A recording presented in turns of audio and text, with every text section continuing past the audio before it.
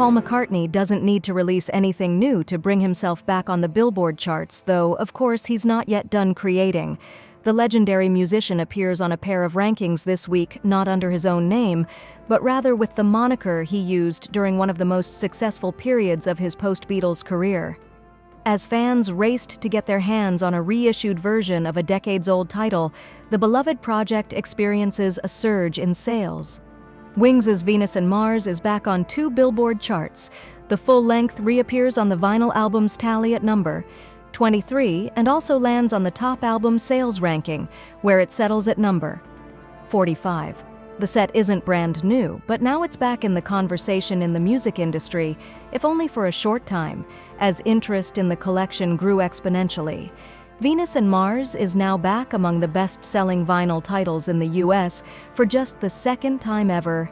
It once climbed as high as number 11 on that ranking, nearly giving Wings a top 10 on a list that didn't even exist when the album first arrived.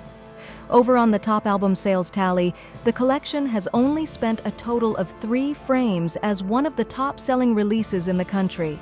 The highest it's ever climbed on that chart is number 31, so while this latest return at number 45 doesn't mark a new peak, it's also not too far from its best showing. According to Luminate, Venus and Mars sold 2,500 copies in the US in the most recent tracking week. That's a strong number for a reissue of an album that's been around for decades, and especially notable given how little it moved just a week prior. In the previous frame, the set couldn't even manage 100 copies. That means that from one span to the next, the Wings title enjoyed a sales spike of 5,435%.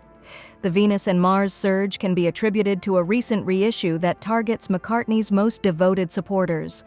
The full length was re-released on vinyl in a half-speed remastered form, which may not sound like a major change, but it was enough to grab the attention of collectors and audiophiles alike.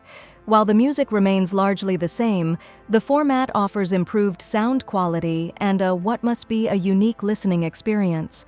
Venus and Mars originally arrived in 1975, following Wings' breakout success with Band on the Run. The set includes the beloved singles Listen to What the Man Said and Letting Go, and it showed that post-Beatles, McCartney was still able to craft big wins and critical favorites, ones that have clearly stood the test of time.